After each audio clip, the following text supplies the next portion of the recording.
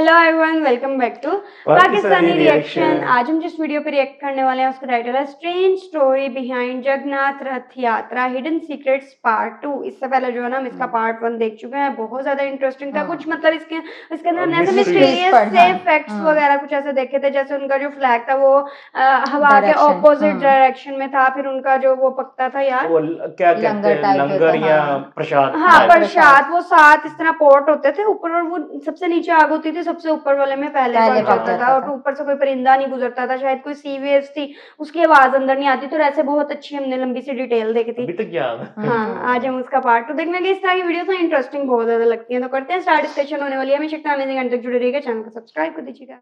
पुरी का जगन्नाथ मंदिर दुनिया के सबसे ज्यादा अमीर मंदिरों में से तो नहीं है, लेकिन फिर भी हर साल यहाँ पे होने वाली विश्व प्रसिद्ध रथ यात्रा में विश्व भर से लगभग 10 लाख लोग इकट्ठे होते हैं। और इतना ही नहीं, ये रथ यात्रा दुनिया के कोने कोने से निकाली जाती है।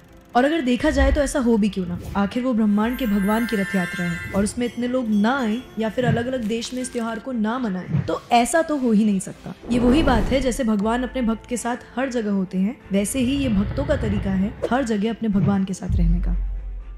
पुरी का जगन्नाथ मंदिर भक्ति और श्रद्धा का प्रतीक है, और हर साल श्रद्धालुओं का इस रथ यात्रा में हिस्सा लेना इस विश्वास का प्रमाण। जहाँ इस त्योहार और इस मंदिर के कई ऐसे राज हैं जो छुपे हुए हैं, तो वहीं कई ऐसी गुत्थियां भी हैं जिसे आज का विज्ञान भी नहीं सुलझा पाया। ऐसी बहुत सी चीजें हैं, जैसे कि जगन्नाथ जी की मूर्ति बनाने के लिए एक स्पेसिफिक पेड़ का सपना सिर्फ वहाँ के पुजारी को आता है, और लाखों पेड़ों में से सिर्फ एक वही पेड़ होता है जिसे मूर्ति बनाने के लिए इस्तेमाल किया जाता है। इनफैक्ट यहाँ के लोकल लोगों का ये भी मानना है कि यहाँ भगवान की मूर्ति में श्री कृष्ण का दिल आज भी है। यहाँ चमत्कार की अनगिनत कहानियां तो हैं, जैसे कि लाखों लोगों के लिए बनने वाला प्रसाद ना एक भी दाना कभी कम पड़ा है, ना एक भी दाना ज्यादा। और ऐसी ही बहुत सी कहानियों के बारे में हम बहुत डिटेल में अपनी पिछली वीडियो में बात कर चुके हैं, जिसको आप लोगों ने बहुत सराहा और 85 लाख व्यूज तक भी पहुंचा। और अगर आपने वो वीडियो अभी तक नहीं देखी है तो उस वीडियो को देखने के लिए आप सिंपली यूट्यूब पे जाकर सर्च कर सकते हैं जगन्नाथ बाय नमस्त्रो। अब चलिए इस वीडियो में आगे चलते हैं, और मैं आपको जगन्नाथ मंदिर से रिलेटेड वो फैक्ट्स बताती हूँ जो आई एम श्योर कि शायद आपने कभी सुने भी नहीं होंगे। ये कुछ ऐसी बातें हैं जिन्हें सिर्फ उड़ीसा के कुछ चुनिंदा लोग ही जानते होंगे। तो चलिए चलते हैं जगन्नाथ मंदिर के चमत्कारों की दुनिया की सैर पर। जगन्नाथ जी, जिन्हें पूरी दुनिया लॉर्ड ऑफ द यूनिवर्स कह के पूछती है, और वो अपने भाई बालभद्र और बहन सुभद्रा के साथ हर साल गुंडीचा मंदिर की यात्रा पे जाते हैं, जिसे उनकी मौसी माँ यानी अर्धासिनी जी का घर भी माना जाता है। अब ये तो हुई वो बात जो जगन्नाथ जी की रथ यात्रा से संबंधित है, लेकिन क्या आपको ये मालूम है कि जगन्नाथ जी का एक भक्त ऐसा भी था जिसने इस्लाम धर्म छोड़कर हिंदुत्व अपना लिया, और वो भी सिर्फ इसलिए कि वो जगन्नाथ जी के दर्शन कर पाए और मंदिर में प्रवेश कर पाए। क्योंकि जैसा हमने पिछली वीडियो में सुना, जगन्नाथ मंदिर के अंदर सिर्फ और सिर्फ हिंदू धर्म के लोग ही प्रवेश कर सकते हैं। तो मैं बात कर रही हूँ सलबेगा की। एक मुस्लिम परिवार में पैदा हुआ सलबेगा शुरू से ही अपने पिता के काम में हाथ बटाता था, और ये वो दौर था जब भारत में मुगलों का राज था। तो उस वक्त सलबेगा ने काफी लड़ाइयाँ भी लड़ी, लेकिन एक लड़ाई में वो बहुत ज्यादा घायल हो गया। सलबेगा जिंदगी और मौत के बीच में लड़ रहा था, और यही देखकर उनकी माँ बहुत परेशान हुई। उन्होंने विष्णु जी की आराधना करना शुरू किया, और सलबेगा से भी यही कहा कि वो विष्णु जी की प्रार्थना करने लगे। अपनी माँ की बात मानते हुए सलबेगा ने विष्णु जी की आराधना करना शुरू की और उनकी भक्ति में लीन हो गया। ताज्जुब की बात ये थी कि मौत के बिल्कुल नजदीक पहुंचने के बाद भी अचानक सलबेगा की सेहत ठीक होने लगी, घाव भरने लगे, और वो फिर से बिल्कुल तंदुरुस्त हो गया, जो कि किसी भी चमत्कार से कम नहीं था। ये सब होने के बाद सलबेगा का विश्वास विष्णु जी की आराधना को लेकर और अटूट हो गया, और वो दिन रात उनका नाम जप करने लगा। सलबेगा की भक्ति देख उनकी माता जी ने उन्हें जगन्नाथ जी के बारे में बताया, और ये बताया कि हर साल पुरी से एक रथ यात्रा निकलती है जिसकी बहुत मान्यता है, और जिसमें खुद भगवान जगन्नाथ जी विराजमान होते हैं। वो अपने भाई और बहन के साथ पूरे शहर की सैर करते हैं। जब सलबेगा को ये सब कुछ पता चला तो जगन्नाथ भगवान के मंदिर गया, और जब वो वहाँ पहुंचा तो उसे दर्शन करने से रोक दिया गया। कारण सिर्फ एक ही था, सलबेगा हिंदू धर्म से नहीं था, और मंदिर में प्रवेश सिर्फ हिंदू समुदाय के लोग ही कर सकते थे। पर सलबेगा हारने वाला नहीं था, उसकी भक्ति और विश्वास जगन्नाथ जी में भी अटूट था। तो वहां से अपना मन बनाकर ब्रज की ओर निकल गया, जिसे हम आज के दिन वृंदावन के नाम से जानते हैं। ब्रज पहुंचकर सलबेगा सभी साधुओं के साथ भजन कीर्तन करने लगा, उनके साथ रहने लगा, और कोशिश करने लगा कि उसे ज्ञान की प्राप्ति हो जाए। वो उनकी बातों को ध्यान से सुनता था, समझने की कोशिश करता था, ताकि वो हिंदू देवी देवताओं के बारे में और हिंदू धर्म के बारे में अच्छे से जान सके। हिंदू धर्म के अनुसार पूजा पाठ का ज्ञान लेने के बाद सलबेगा दोबारा जगन्नाथ जी के दर्शन करने के लिए आया, और ये वो समय था जब जगन्नाथ जी की रथ यात्रा निकलनी थी। पर वहां तक पहुंचते पहुंचते वो इतना ज्यादा बीमार हो गया कि उसने रथ यात्रा को देखने की और जगन्नाथ जी के दर्शन की आशा ही छोड़ दी, पर उसके मन की श्रद्धा उसे हार नहीं मानने दे रही थी। उसने भगवान विष्णु की आराधना फिर से करना शुरू करी और उनसे जगन्नाथ रथ यात्रा देखने की मन्नत मांगने लगा। भगवान विष्णु पे अटूट विश्वास और अपने दिल में श्रद्धा लेकर वो यात्रा देखने के लिए निकल तो गया, पर जब तक वो वहाँ पहुँचता तब तक यात्रा को वापस ले जाने का समय हो चुका था। पर भगवान का चमत्कार तो देखो, जब सलबेगा वहाँ पहुंचा तो उसे पता लगा कि जगन्नाथ जी का रथ कब से एक ही जगह पर रुका हुआ है। सबकी बहुत कोशिशों के बाद भी वो रथ वहाँ से नहीं हिला, क्योंकि भगवान खुद अपने भक्त का इंतजार कर रहे थे। जैसे ही सलबेगा वहाँ पहुंचा और उसने रथ के दर्शन किए, वो रथ अपने आप चल पड़ा। तो सलबेगा के दर्शन तो हो ही गए और इसी दिन के बाद वो श्री जगन्नाथ जी का सबसे चहीता भक्त भी कहलाने लगा। इनफैक्ट सलबेगा की मृत्यु के बाद उसका अंतिम संस्कार भी उसी जगह किया गया जहाँ जगन्नाथ जी ने उसके इंतजार में अपना रथ जाम कर दिया था, और वहीं उसके गौरव में उसके लिए समाधि भी बनाई गई। और ये कहानी सिर्फ काल्पनिक नहीं है। आज भी जगन्नाथ जी की रथ यात्रा जब निकलती है तब उनका रथ सलबेगा की समाधि पे रुकता ही रुकता है, उसकी भक्ति के गौरव में।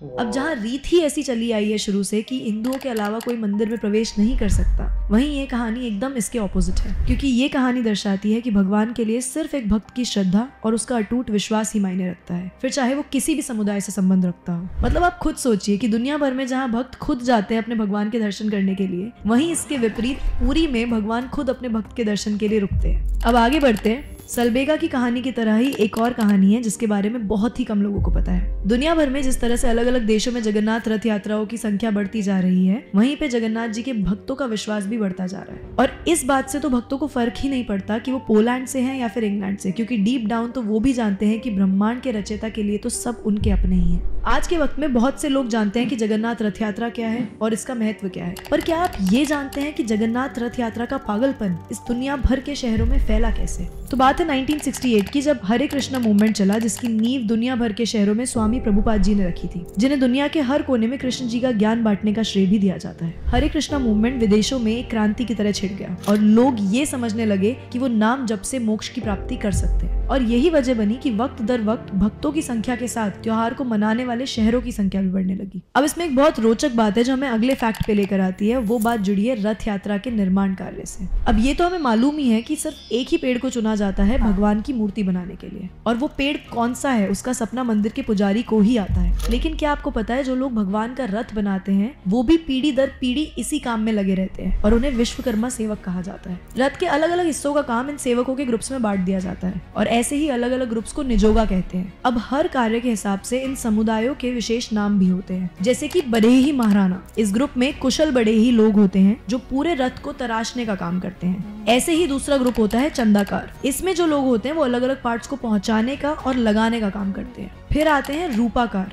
इनका काम होता है कि अलग अलग चित्र बनाकर रथ को पेंट करते हैं और उसको बहुत ही खूबसूरत बनाते हैं। और ऐसे ही और भी काफी समूह हैं जिनके अलग अलग नाम और अलग अलग कार्य हैं, और इन्हीं में से एक ग्रुप है जो प्रसादा बनाने का काम करता है। पिछली वीडियो में आपने ये तो सुन ही लिया कि मंदिर में प्रसाद बनाने के लिए 5 से 6 मिट्टी के बर्तन लगते हैं, और जो बर्तन सबसे ऊपर होता है उसका प्रसाद सबसे जल्दी बनता है, जबकि जो बर्तन सबसे नीचे होता है वो आग की सतह पे होने के बाद भी सबसे आखिर में खाना पका पाता है। ये कहानी तो हम सबने सुन ली, पर क्या हमने कभी करामा खिचड़ी के बारे में सुना है? तो चलिए आज सुनते हैं। करामा? बहुत समय पहले की बात है। करामा बाई नाम की एक वृद्ध औरत हुआ करती थी जो अपने खाने के लिए सिर्फ खिचड़ी बनाती थी, और उनका खिचड़ी बनाने का तरीका बहुत ही अनोखा था। वो जिस दातुन से ब्रश करती थी उसी दातुन से खिचड़ी बनाया करती थी, और इसका कारण था गरीबी और बर्तनों की कमी। वो रोज ये खिचड़ी बनाती थी, फिर पहले भगवान जगन्नाथ जी को प्रसाद चढ़ाती थी और फिर खुद वो खिचड़ी खाती थी। करामा बाई जगन्नाथ जी को अपने बच्चे की तरह मानती थी और उनका रख रखाव भी बिल्कुल वैसे ही करती थी। पर एक दिन अचानक से एक बच्चा करामा बाई के घर आया और उनसे खिचड़ी मांगने लगा। करामा बाई हैरान रह गई और उन्होंने उस बच्चे को मना कर दिया, क्योंकि वो देखने में बहुत ही अच्छे परिवार से लग रहा था। थोड़ी देर हुई, वो बच्चा नहीं माना और उसने फिर से करामा बाई से खिचड़ी की जिद कर ली। उस बच्चे को खिचड़ी के लिए जिद करता हुआ देखकर करामा बाई का मातृभाव जाग गया, तो इस बार वो उसे मना नहीं कर पाई और उन्होंने उसे खिचड़ी खिला दी। जब ऐसा पहली बार हुआ तब करामा बाई ने थोड़ा आश्चर्य तो किया, लेकिन जब वही बच्चा हर दिन आने लगा तो धीरे धीरे करामा बाई का मातृभाव उसके लिए और स्ट्रॉन्ग होता गया और संदेह की दीवार मातृ प्रेम से रंगने लगी। अब इसी सबके चलते एक दिन अचानक ये पता चला जगन्नाथ जी के मंदिर में भगवान ने पंडितों का बनाया हुआ भोजन स्वीकारा ही नहीं। अब ये कैसे पता चलेगा कि भगवान ने भोजन स्वीकारा कि नहीं? पुरी के जगन्नाथ मंदिर में भगवान को भोजन कराने से पहले कुछ ऐसे रिचुअल्स होते हैं जो वहाँ के मुख्य पंडित परफॉर्म करते हैं। वो भोजन को अपने दोनों हाथों में लेते हैं और उसमें ये देखते हैं कि इसमें भगवान की आकृति दिख रही है या नहीं, क्योंकि अगर आकृति दिख रही है तो मतलब भोजन स्वीकृत है, और अगर नहीं दिख रही है तो उसका उल्टा। और उस दिन एकदम यही हुआ।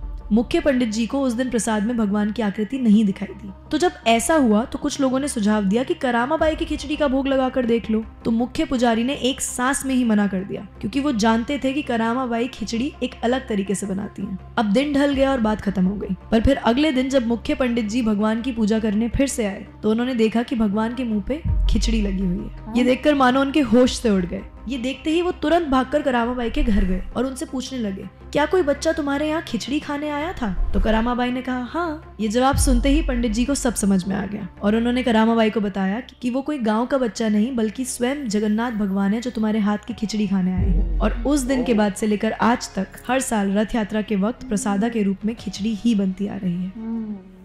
मैं जानती हूँ अब तक आप ये तो जान चुके होंगे कि ऐसी एक नहीं पर अनेकों कहानियां हैं जो इंसान और विज्ञान के होश उड़ाने के लिए काफी हैं। और ऐसे ही कई रहस्य और चमत्कार भी हैं जो आज भी वहाँ के रहने वाली जनता को मालूम है, पर हमें उनके बारे में कोई आइडिया नहीं। जिसका एक कारण ये भी है कि भगवान की लीला हर किसी के समझने की बात ही नहीं। इसे सिर्फ वही समझ सकते हैं जो या तो सलबेगा जैसे तपस्वी हो या फिर वो जिनका श्रद्धा और विश्वास भगवान में अटूट है। समझने वाली बात ये भी है, ऊंच नीच, सच्चा झूठा, अपना पराया, भगवान के मंदिर में ये सब नहीं चलता। भगवान की श्रद्धा और उनकी सेवा इन सबसे बहुत ऊपर है। मैं इस वीडियो के आखिर में बस यही आशा करती हूँ कि आपको ये वीडियो पसंद आई होगी और इस वीडियो को आप जगन्नाथ जी के हर उस भक्त तक पहुँचाएंगे जिन्हें ये अनसुनी कहानियाँ सुननी चाहिए और आज की दुनिया के अनुसार भगवान और भक्तों के बीच के प्रेम को पहचानना चाहिए। नमस्त्रो आपके लिए ऐसा ही कंटेंट और कहानियां लाता रहेगा, तो हमें आज ही सब्सक्राइब कर लें ताकि आप कोई भी ऐसा अपडेट और नया कंटेंट मिस ना कर पाए। और अगली वीडियो आप जिस भी टॉपिक पे चाहते हैं वो हमें कमेंट बॉक्स में जरूर बताएं। मैं मिलती हूँ आपसे अगले वीडियो में। जय श्री जगन्नाथ। इतना डिफरेंट था और हर चीज के पीछे एक स्टोरी है, लॉजिक था कहीं पर साथ तक, मतलब मुझे लगता था शायद वैसे ही कुछ चीजें बन जाती हैं, लेकिन उसके पीछे भी जो है ना एक लॉजिक था। हमने ये सुना है हाँ, और रथ यात्रा का मैंने सुना हुआ था, लेकिन उसके पीछे मतलब ये क्यों होती है और ये नहीं मुझे पता था। मुझे लगता था सिर्फ इंडिया में ही होती है, लेकिन उन्होंने कहा कि वर्ल्ड वाइड जो है ना वहाँ पे जो है ये यात्रा इस तरह से जो है वो निकलती है। अच्छा, पहले इसके पास पार्ट में हमने मिस्ट्रीज वगैरह सुनी थी, लाइक जो फ्लैग ऑपोजिट डायरेक्शन में घूमता हवा के, फिर जो आपने बताया वो क्या उसको कहते हैं, खाना पकाने वाला था वो जो। हाँ। और इवन मैंने ये भी सुना हुआ है कि आपने देखा होगा ना कि कई दफा जो हिस्टोरिक बिल्डिंग्स होती है ना उधर ना पिजन्स वगैरह होते हैं, तो यहाँ ऊपर घूम रहे होते हैं। तो ये जो है ना टेम्पल, इसके ऊपर ना परिंदा भी नहीं आता, ये भी हमने और फ्लाइट्स वगैरह भी नहीं गुजरती। आई डोंट नो इसके पीछे क्या लॉजिक है, शायद कभी किसी एक वीडियो में हर चीज के पीछे कोई लॉजिक है। हाँ, पिछली वीडियो में जो इसकी शायद मूर्ति बनती है हमने उससे रिलेटेड भी देखा था, ये देखा था कि ख्वाब आता है और किस तरह से उन्होंने किसी स्पेसिफिक को सिलेक्ट किया था, फिर वो बंद कमरे में उन्होंने कहा था कि कोई देखेगा नहीं, जो उनका दिल ट्रांसफर होता है, ये भी देखा था हमने। वो मतलब वो ऐसा है कि वो आंखों में पट्टी बांध के और ग्लव्स पहन के, जो वो ट्रांसफर करता है ना उसको भी कुछ नहीं नजर आता। वही बताया। और ये दिल वाली बात भी जो है वो जो उन्होंने कहा ना, और आज जैसे उन्होंने बताया कि वो अपने एक फॉलोअर के लिए वो रुकते हैं, रुक गए और आज तक वहाँ पे जो है ना रुकते हैं। तो ये जैसे जो भी ये रिचुअल्स होते हैं जो सारा कुछ, मतलब इसके पीछे कोई ना कोई एक बैक एंड पे स्टोरी होती है। प्रसाद का वो जो है बनती है, प्रसाद का जो है वो यानी कि लाखों लोगों के लिए बनता है और वो ना कम होता है ना ज्यादा होता है, एक दाना भी वेस्ट भी नहीं होता, वेस्ट भी नहीं होता यार। ये भी बड़ी जबरदस्त बात है। और वो जो खिचड़ी वाली सारी स्टोरी थी यार वो भी काफी ज्यादा इंटरेस्टिंग थी कि उन्होंने कहा कि हमें पता भी चल जाता है कि उन्होंने वो कहते हैं ना एक्सेप्ट किया कि नहीं किया उसको प्रसाद को। हाँ, वो उन्होंने एक प्योर हिंदी का वर्ड बोला था, पता नहीं शायद उसका क्या शेडो नजर आता है, क्या आता है, मुझे ये समझ आया कि शायद वो प्रसाद में शेडो नजर आता है, तो इसका मतलब है कि उन्होंने प्रसाद को एक्सेप्ट कर लिया। वो ना वर्ड हिंदी का था इसलिए मुझे उसका आइडिया नहीं हुआ, लेकिन ये कि जिन्होंने छवि शायद जो इन्होंने वीडियो बनाई थी ना यार, वीडियोग्राफी कमाल थी। मतलब आप एंड तक उससे जुड़े रहते हो, आवाज भी बड़ी सूदिंग थी और जो पिक्चर्स वगैरह ऐड की थी ना, इमेजेस, वो बाहुबली के कुछ सीन ऐड किए हुए थे, मतलब वो एक स्टोरी लाइक बनाया हुआ था, देखने में भी जो है ना बहुत अच्छा लगा। आई होप सो आप लोगों को रिएक्शन पसंद आया तो जल्दी से चैनल को सब्सक्राइब कर दे। मिलता है नेक्स्ट वीडियो में।